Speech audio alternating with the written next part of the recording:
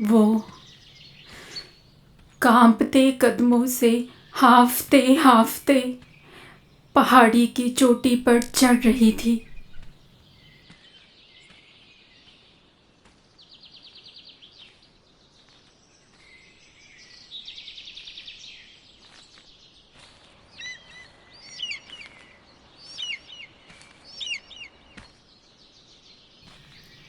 चोटी की छोर पर पहुंचकर वो रुकी।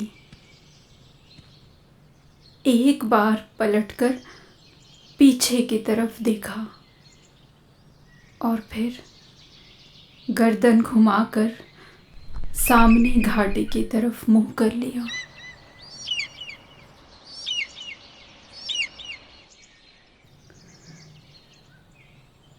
उसकी आंखें खुली थी, पर अब वो खाली खाली सी थी।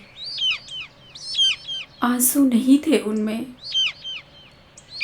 मानो कुछ छिन गया हो उनसे। फिर उसने एक गहरी सांस ली और धीरे धीरे सर झुकाकर नीचे की तरफ देखा। खाई की गहराई से वो घबरा सी गई और उसने हल्का चक्कर सा महसूस किया। वो एकदम झटक के पीछे को हो गई। उसने जमीन के कुछ कंकड़ों को फिसलकर खाई में गिरने की आवाज सुनी। उसकी सांस अपने आप चढ़ गई थी और उसके चेहरे पर दहशत सी छा गई थी। धीरे धीरे उसने अपनी सांस को संभाला और बहुत धीरे धीरे फिर से चोटी के छोर तक पहुंची। अब उसके कदमों में ठहराव था, कोई कंपन नहीं था उनमें। उसने एक लंबी सांस ली और शांत भाव से अपनी आंखें बंद की। उसका चेहरा सौम्य था, कोई तनाव नहीं था उस पर। कोई आधा कदम आगे बढ़ाकर उसने उसे बिल्कुल एज पर पहुंचा दिया। चेहरा और भी कोमल सा हुआ और हल्का हल्का सा आगे पीछे हुआ।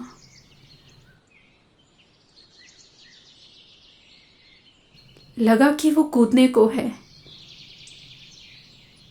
पर कुछ ही पल में उसका भाव फिर बदला। उसने अपनी आंखें फिर खोली। एक झटके से वो पीछे हटी, फिर एक और लंबा कदम पीछे, और फिर वो घूमी।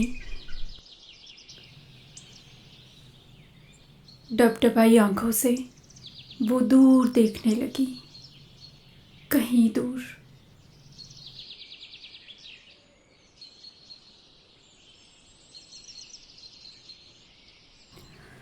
पास ही एक छोटी चट्टान जैसा पत्थर था।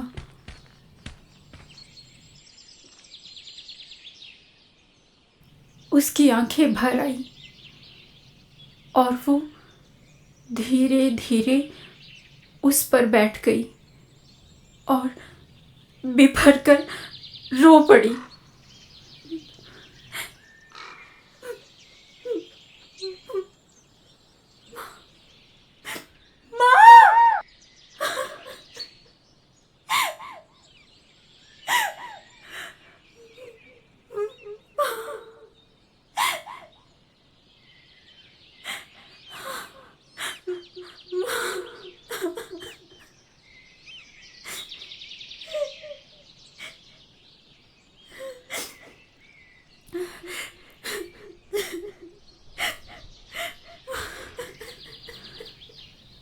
पश्चाताप जैसे भाव से वो बार बार माँ माँ कहने लगी।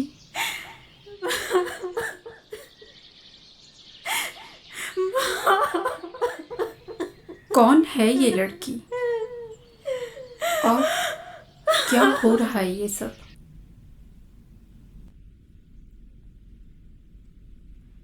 ये लड़की मैं हूं।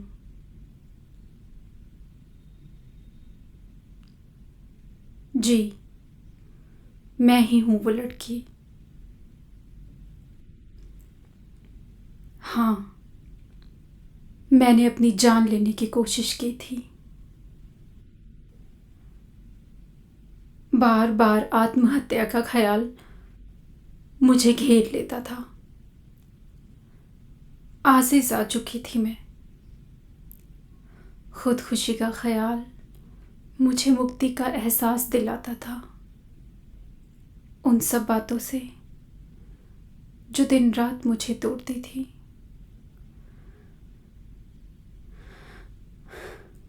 रोज़ रोज़ के ताने, गाली गलौज, बात बात पर माँ के लात घूसे। मैं उम्र में बहुत कम थी, फिर भी बच्चों में सबसे बड़ी थी। शायद इसीलिए कोई भी गलती आसानी से मेरे ऊपर आ जाती थी। उस वक्त मुझ पर माँ का प्यार चप्पल, झाड़ू, बेलन, पाइप इन सब के जरिए बरसता था। शायद ही घर की कोई ऐसी चीज़ हो जो मुझ पर ना बरसी हो।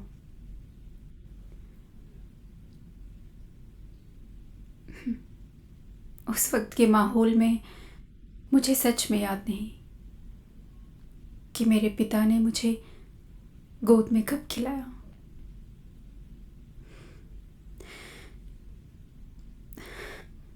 मौसम बदलने पर आज भी कुछ पुराने ज़ख्मों के निशान मेरे जिस्म पर दस्तक दे जाते हैं।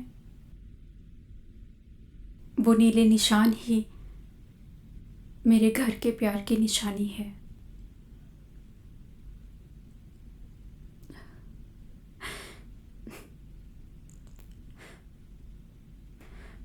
मैं खुद को दुनिया की सबसे बदनसीब और तिरस्कृत लड़की मान बैठी थी।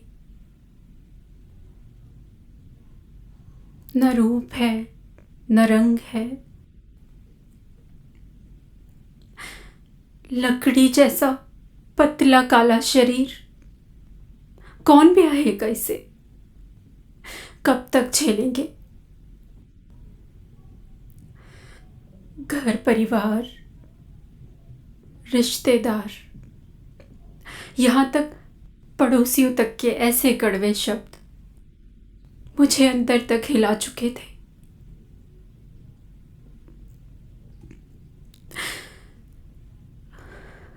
मेरी रूह भी छिन चुकी थी मुझसे।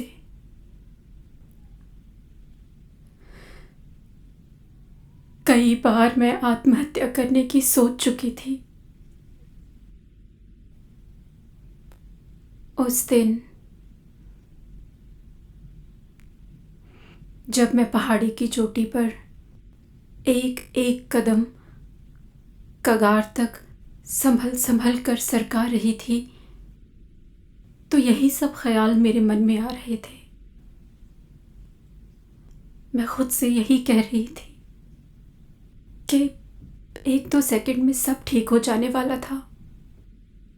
मैं हमेशा हमेशा के लिए मुक्त हो जाने वाली थी। पर जब मैंने आखिरी कदम चोटी की कगार पर रखा, जब मैं उड़ जाने वाली थी, आज़ाद हो जाने वाली थी, एक और ताना जो अक्सर मुझ पर मारा जाता था,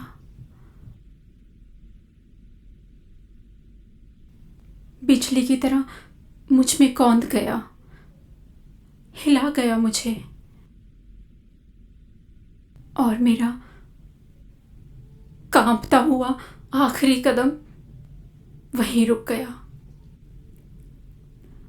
और मैं झटक कर 2-3 कदम पीछे हट गई। पलटकर जब मैं उस पत्थर तक गई और उस पर जाकर बैठ गई, तो मुझे लगा कि नीचे दूर गांव में मैं अपनी माँ को गोबर के कंडे पोतते हुए देख सकती थी, हमेशा की तरह काम में तल्लीन, सबको खिलाकर सिर्फ बचा कुचा खाते हुए, रोज सुबह सुबह सबसे पहले उठकर चूल्हा चढ़ाते हुए।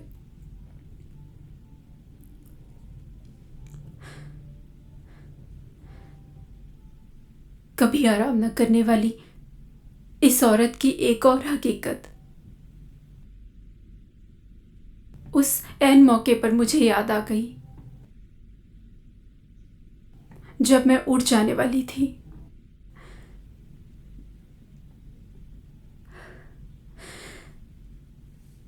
इस हकीकत ने मेरी रूह को जोर से हिला दिया और फिर से जागृत कर दिया। ये वो हकीकत थी जो मैंने कभी नहीं देखी थी, मेरी माँ ने भी मुझे कभी नहीं बताई थी, पर वक्त के तानों के साथ साथ रिश्तेदारों से मुझे पता चली थी। मेरे पैदा होने के बाद ही माँ के ससुराल वाले बिल्कुल उखड़ गए थे। पहला ही बच्चा एक लड़की हो, ये उन्हें मंजूर नहीं था।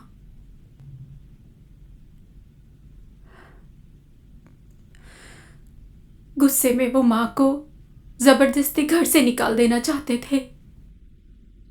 मेरे पिता दूर किसी शहर में काम करते थे, इसीलिए घर पर नहीं थे।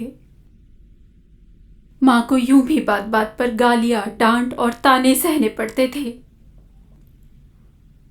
उस रात बात बहुत बढ़ गई थी।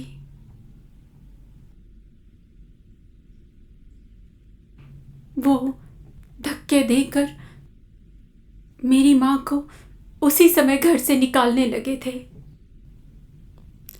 उस धक्के मुक्की में मैं माँ के हाथ से फिसल गई थी और धड़ाम से नीचे गिर पड़ी थी। मेरी सांस अटक गई थी। परिवार वाले ये मान बैठे थे कि मैं मर गई हूं और मुझे चुपके से जमीन में दबा देने के लिए जोर देने लगे, पर मेरी मां इसके लिए बिल्कुल भी तैयार नहीं थी। वो बिल्कुल तभी नहीं। पूरी रात और पूरे अगले दिन वो मुझे अपने सीने से लगाए बैठी रही। मेरी सांस नहीं चल रही थी, फिर भी वो हिली नहीं। बस बोलती रही कि ये लड़की मरी नहीं है, मैं उसे जिंदा कर लूंगी। उन्होंने ना कुछ खाया ना पिया, बस मुझे अपनी छाती से चिपका कर बैठी रही।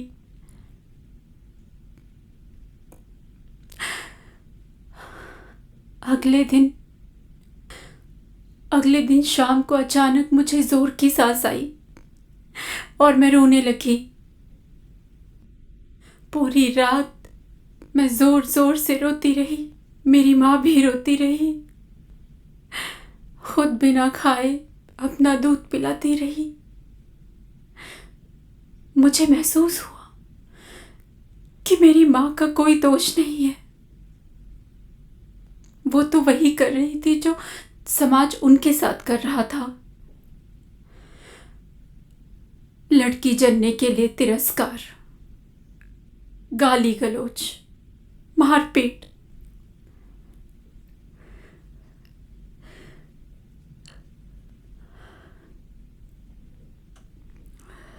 वो तो ये सब मुझे बचाने के लिए कर रही थी, वरना दरअसल वो भी मुझे अपनी तरह प्यार करती हैं। You know, I discovered then. मेरा पहला प्यार थी मेरी माँ। माँ।